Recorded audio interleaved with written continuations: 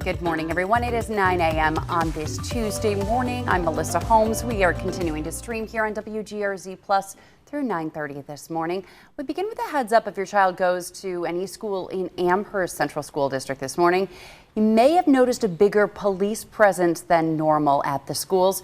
The superintendent did send out an email to all school parents saying that a few employees got a threatening email as well as at a neighboring school district this morning. And while the threat in the email is not deemed credible, the added police at the two elementary schools, Smallwood and Windermere, as well as the middle school and the high school, is just a precaution. In other news this morning, Buffalo Mayor Sean Ryan answering the question, has the city done what it needs to do to protect firefighters in the line of duty? The Arno case has been reviewed. We're going to keep reviewing it to make sure that the safety protocols that were all followed, to make sure they're followed in the future.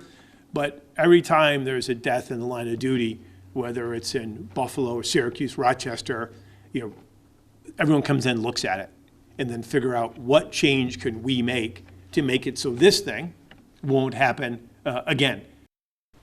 More than 3 years ago, firefighter Jason Arno died while responding to a massive fire on Main Street in downtown Buffalo. And yesterday, instead of going to trial, a wrongful death settlement was reached, with the city agreeing to pay Arno's estate $6 million. Under the settlement agreement, the Buffalo News reports that Arno's widow, Sarah Tierney, will also receive $6 million from the contractor and $2 to $3 million for the wages her husband would have earned over a lifetime, for a total settlement of about $15 million. Investigations revealed a series of tactical errors and safety violations on the day Arno died inside that Main Street building. And that included mayday calls being missed, malfunctioning in equipment, and firefighting procedures not being followed. Well, we're getting an update on the police chase that we first showed you yesterday morning here on Daybreak that moved through downtown Buffalo. Buffalo police now saying that officers were assisting Cheektowaga police in a chase involving a burglary suspect that all started just after midnight yesterday. Cheektowaga police say their officers responded around 12:30 in the morning to a burglary alarm at this quick fill on Broadway. As officers arrived, they say a car took off from the parking lot, leading police on a chase through Cheektowaga into Buffalo, downtown in Buffalo, as you see in this video, recorded around 1 a.m. This is over the Skyway. That's where the car led police before it was finally stopped at Route 5 in Lackawanna. And now they have arrested 50-year-old Gregory Siegmeyer of Mount Jewett, Pennsylvania, who was taken into custody. The investigation is still active as police work to determine whether anyone else was involved. It is 9:03 on Daybreak, and tails will be wagging in western New York this morning as rescued beagles from Wisconsin get ready for a fresh start. As we've been reporting, those beagles were part of a controversial situation that got national headlines. Ridgeland Farms in Wisconsin is accused of performing invasive testing procedures without anesthesia and even vocal cord cutting to silence the beagles barking. Ridgeland Farms has denied those claims, but the accusations did lead to activists protesting outside the property, and eventually Ridgeland did come to an agreement to hand over 1,500 of their 2,000 dogs. 8 of those dogs are now at Against All Odds Animal Sanctuary in Darien Center, and that's where we find Daybreak's Natalie Foss this morning. We're here at Against All Odds this morning in Darien Center, and we're here with the beagles from Ridgeland Farm that you guys were able to rescue and be with. This is Starbuck. She's obviously very curious right now, but Eileen and Matt, thank you so much for having us this morning. Thank you for being here. Of course. And Eileen, can you tell us a little bit about how you guys were able to get these 8 of these beagles? Yeah, we were involved with the Save the Dogs open rescue at Ridgeland Farm earlier in April. About 1,500 people showed up for a peaceful protest, and at that point we were hoping to do open rescue and save some beagles from the facility. Unfortunately, it didn't happen at that time because we were met with police resistance. But what happened was that was all caught on social media, and it made a national headline, national stage of bringing light to this issue that animal testing exists. So people started talking about it, politicians started picking up on it, and it opened the door to negotiations with Ridgeland Farm to have some of these beagles released from the facility. And so we were, one of the first calls to come pick up some beagles, and we happily did so. We jumped on a plane, took a red eye to Wisconsin, rented a car, bought some crates, loaded up the beagles, and drove the 12 hours back. Matt, tell us a little bit about what you've seen, what changes you've seen in them in just a few days.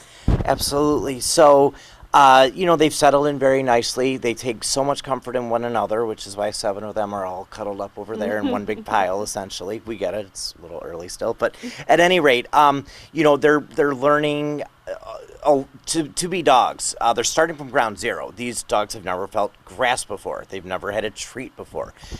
Some of them, they've never had a bed before. So with that in mind, it's a process, but with each day we're seeing them do more and more things. They're learning how to play with a toy, they're learning to accept human contact within reason. So that's where it's a lengthy process, but it's a beautiful thing to see. And if you're interested, again, we have all the ways for you to donate. We'll have them on our website, WGRZ.com, or of course you can visit Against All Odds website as well. On your side in Darien Center, Natalie Foss, Channel 2 News. Wonderful work being done there to give those dogs a new chance at life. Natalie, thank you. Well, we have an update now on that Amber Alert that you might have gotten on your phone Saturday night. A fourth man has been arrested in what investigators are calling an abduction of his own mother and his 2 siblings in Parenton, which is southeast of Rochester in Monroe County. Prosecutors say the mother and the children were taken from a safe house on Friday. That safe house was set up and paid for by Child Protective Services. They were found on Saturday night at a home in Rochester unharmed. 3 men were initially arrested in connection to the incident and charged with kidnapping. A 4th man, identified as Amar Saleh, was arrested in New York City yesterday. Monroe County Sheriff's deputies say he was involved in an ongoing custody case in family court before the abduction happened. Investigators say Saleh wanted to hide his mother and his siblings in Rochester from authorities before sending them to the country of Yemen. Saleh's lawyer says it's all a big misunderstanding. For whatever reason, we don't understand it exactly, but CPS is determined to remove these children from this family. We don't understand that at all. Ordinarily what happens on an emergency removal, there's a petition that's filed, and then it explains everything. So we're kind of left in the dark here. And the defense attorney says one of the children sent audio messages to his brother through a PlayStation asking to be picked up. This is a developing story that we will continue to follow. Buffalo Mayor Sean Ryan is commenting on the future of one of downtown's biggest eyesores. He says the city will move forward with its ongoing abandonment lawsuit against the owner of the Buffalo Grand Hotel, Harry Stinson. The mayor says he wants the hotel reopened and running responsibly, regardless of who's operating it. That's the whole reason we're doing the abandonment lawsuit, is to get that into responsible owner's hands. Somebody in responsibility will be judged by, are you turning it back into a hotel, or is it going to sit fallow? The lawsuit's just going to continue going, and if investors show up and they want to come pull a permit and start work, then we'll stop our lawsuit. But until then, we'll entertain any conversation, but the lawsuit is going to go forward. The hotel has been closed for the last 5 years because of a fire that some believe was arson. All right, it is 9:09 on Daybreak, 39 degrees, creeping up a little bit temperature-wise, Patrick. Although when I FaceTimed Elliot before he left for school today, he's like, can I wear shorts? I'm like, Totally. no. Oh. We have the 60-degree rule, but I suppose if we're in the mid-50s, it'll feel like over 60 maybe with the sunshine. Shorts, as a mom, a tough call in the morning. It's in the 30s. But this afternoon, I think you're fine. Close to 60 today. But yeah, shorts will become a part of the ensemble next week as we definitely warm up after we get through this week's cool and a few rain chances, primarily tonight and into tomorrow. Maybe an isolated shower on Thursday. we're going to keep with a mainly dry weekend. There's a really small chance of a warm front bringing a shower Saturday, but it's really, really small. So we don't even have it shown just yet. We've got clear skies out there. Here comes the rain for later this evening and tonight. Does not look as rainy as the last two systems. This one will bring us about 1/4 to 1/3 of an inch of rain overnight tonight into tomorrow morning as it races through here pretty quickly. Future look shows numbers up into the 50s, increasing clouds. There come those showers starting about 8 o'clock or thereafter, and this is through 9 o'clock, 10 o'clock. Notice tonight, it's coming down pretty good during the dark of night tonight. Tomorrow morning, showers early. By about 7, 8 o'clock, the showers should push east, followed by a little line of thunder showers that'll develop and race off to the east quickly. What this all means is that we have a dry afternoon tomorrow, although it will be back below normal temperature-wise and a lot more cloudiness than today, even though there will be a few sun peaks. On Thursday, a rather cloudy day, and a couple of showers are possible. Thursday's going to be chilly. Elliot, Uncle Hammer says no shorts. Okay? What's that? I said maybe he'll listen to you. Not many kids do, at least the ones that are related to me. We are going to get warmer, though, by the weekend, and Elliot's good to go next week with the tire. Okay. All right, upper 50s today. Tonight, not nearly as chilly because of the clouds. 50s, and then tomorrow, upper 50s. Today, mostly sunny. 58. Remember, the average is about 66, 67. A shower or two Thursday, dry weather Friday. Saturday, we're in the 60s. Sunday, low 70s and close to 80. I think we're in the upper 70s, close to 80, with perhaps a little shower or a thunder shower on Monday. And that's the start of a much warmer week, Melissa, next week. Yes, I remember you saying last week, I think the Ides of May was when we're going to turn the corner, and that would be Friday. That's right. So it does look like we're turning the corner finally. We are. Last year I did check. We were just weird. Today was the first day of like a 6-day stretch of 70s and 80s, but then we ended the month in the 50s last year. So May and April are just evil. Right? Yeah, March isn't that great either. March isn't, yeah, but at least March. March is always going to be terrible, but right. April is but when April you really, April's like a mind, it messes with your mind. And May too. May can throw you head fakes like we've already seen. Yeah. But there are signs that we're going to end May on a nice warm note for sure. Okay, just in time for Memorial Day weekend. Yeah. All right, Patrick, thank you. All right, we have a big Sabres game tonight. We've got news about the Bills schedule and some signings as well for the Bills. We'll talk about all of that coming up right after the break. Stay with us. Welcome back, everybody. We've got Rob Hackford joining Patrick and me now to talk about Sabres, talk about Bills, and so much more. Sabres really need to bounce back tonight. Debate in the newsroom, is this a must-win game? Well, technically, no, it's not a must-win game. If they lose, then the next game, Game 5, would be a must-win game. But does it feel like they need to win in order to stay momentum-wise? relevant and momentum and to really stay in it? Are they going to be able to come back of 3-1 deficit? Probably. Well, 3-1 deficit, you have to win 3 in a row to win. You need to win out. And if you win tonight, then it's tied up. So it just seems like so much more doable. Quite the pendulum Unsurmountable if they lose tonight because you have to win 3 in a row. It's not unsurmountable. It's likely unsurmountable. It seems, it seems, I mean, the way that they've looked, these two teams together, at least, Look, the Sabres won one. Yeah, they did. The NHL had put a statistic out yesterday. Whoever wins Game 3 wins the series 66% of the time. So I thought that was interesting. I was like, okay. Game 3. So Montreal has that 66%.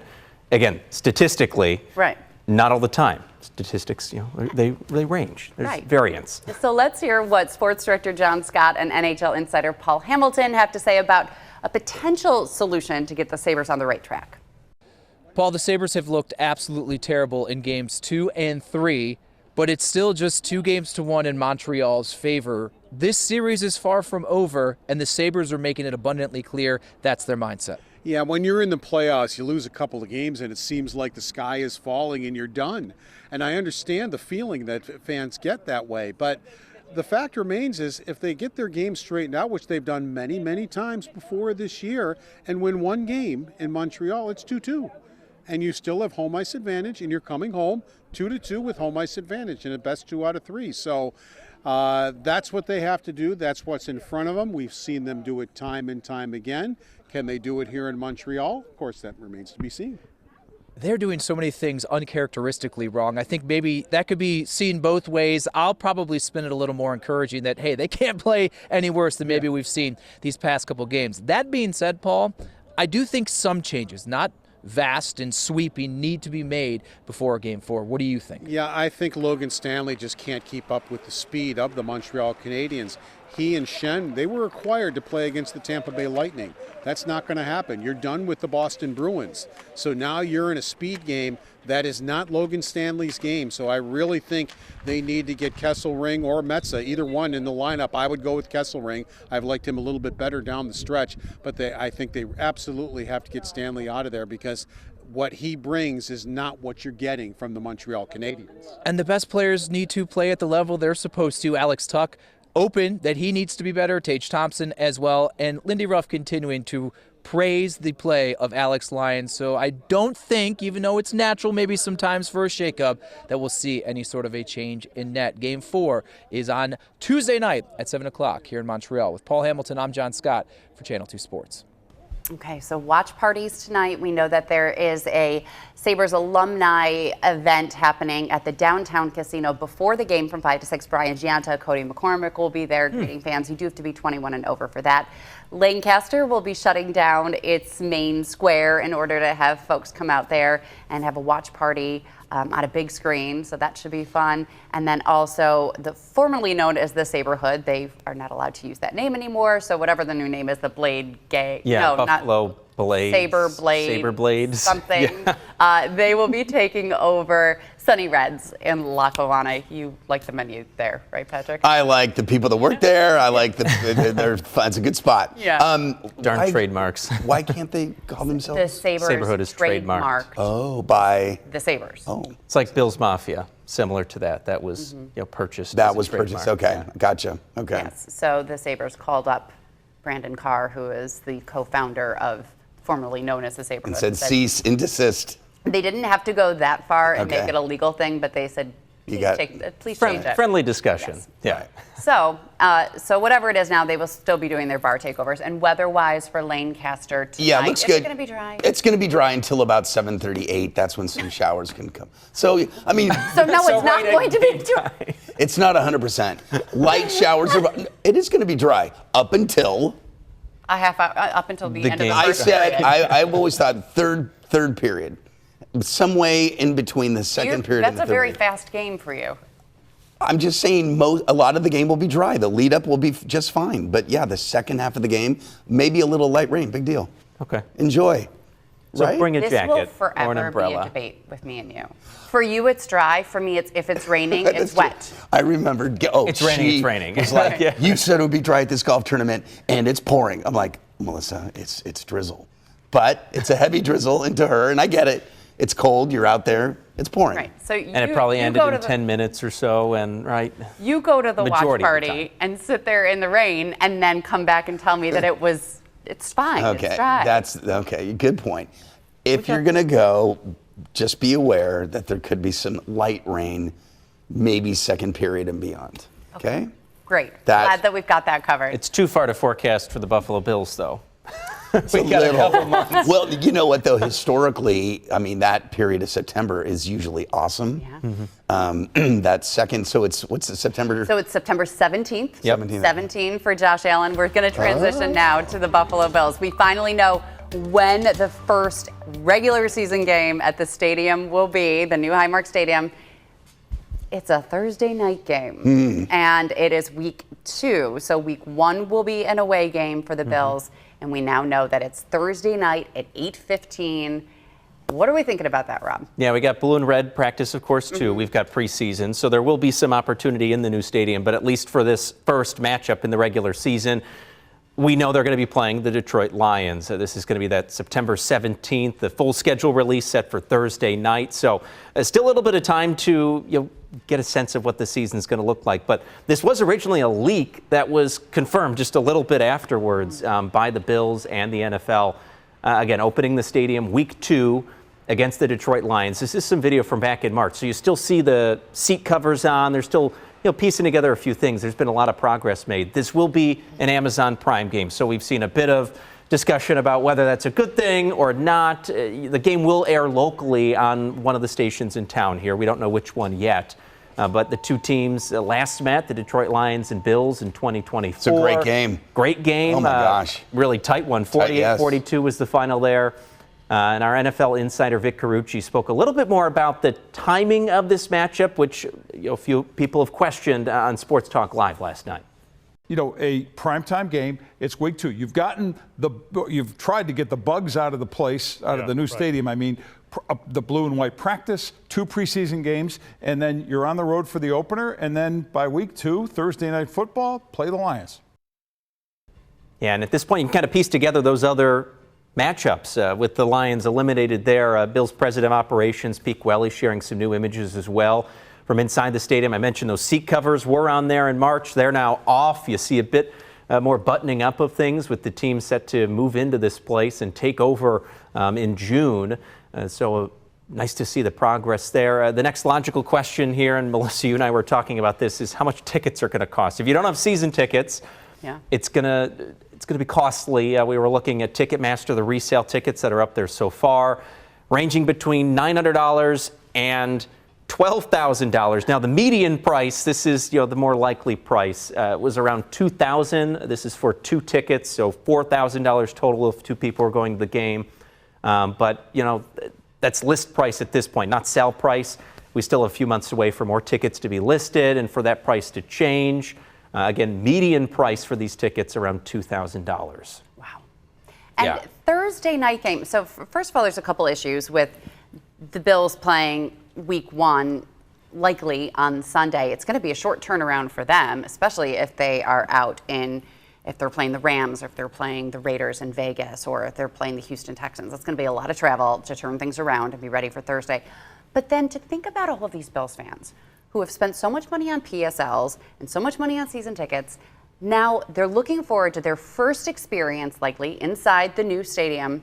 And now they got to work in the morning and work all day. Well, if it was a Sunday game, they have to work in the morning. You don't work on Sunday. No, if it's a Sunday game, they would have to work on Monday. It'd be Sunday night. So it's Sunday night game. Well, you could play it Sunday at 1 or Sunday at 4:15. Right. I think it was always going to be a night game, but it just... They wanted a primetime game for the first one. Right, at the so a stadium. night game. So Sunday night's going to be... Is there ever a perfect schedule? That's like the big question. But I think what Melissa also was saying is the time to tailgate, the lead up. That you're going to have to call off. I think a lot of people will be calling off on Thursday and on Friday in order to have that first experience, figuring out, walking around the stadium. You want to take it all in. What does this new tailgating atmosphere look like without, so many different parking lots available? You're taking in the big, huge bison that will be outside of the stadium, walking around to take it all in, that's going to be limited if you've got to work that day. So I don't know. And then as for the Lions, who knows what kind of team that's going to be like? They didn't make the playoffs last year. Jared Goff's okay, but you don't know. He gets a lot of yards, but I like that it's not an incredibly important matchup. Mm-hmm. Like if we were playing the Chiefs or Baltimore or a team. Or a divisional team. Divisional team. This takes a little pressure off. A lot riding on that. Yeah, I mean, think about last year. Our first game was against Baltimore. We're like, oh my gosh, one of the toughest games that we're gonna have all season is game 1. Yeah. And if you remember, full throttle one in the kickoff at the very end. So the rest of the schedule will be released technically at 8 p.m. on Thursday, but there will be lots of leaks up until then that we'll be trying to confirm. But again, the schedule release day is Thursday at 8 p.m. and we'll break it all down on Friday morning here on Daybreak. We'll be right back. Welcome back. This story of a key player for the Buffalo Bills is going to be in Hollywood Lights. According to The Hollywood Reporter and to Ray Davis himself, Breakaway Ray will focus on the life of running back Ray Davis. The film will show Davis as he grew up in San Francisco dealing with poverty, living in homeless shelters, his mother's battle with addiction, his father's absence, helping raise his younger siblings, the foster care system, and everything along with it. The film's team hopes to give attention to the hundreds of thousands of children currently in the U.S. foster system. The movie will be filmed in San Francisco. They're looking for someone to play a young Ray Davis right now. They're going to start filming in February 27. We don't know when it's going to come out, but I remember when the Bills first signed Ray Davis, you and I heard his remarkable story, including being in the foster care system, giving up an adoption chance so that his siblings could be adopted instead. We said this has to be right. And then the whole story with him coming to the Bills. He was a little brother to a big brother in that program, and then that big brother was able to come out and see him play at home against, I forget who, but Ray Davis scored a touchdown that game. Yeah. It's an amazing story. Everything about his story is inspiring, and for him to be a productive, talented player in the NFL after having a start like that in life, it gives hope to so many children. So we can't wait to see that movie, Breakaway Ray. All right, bye everybody. Have a great day.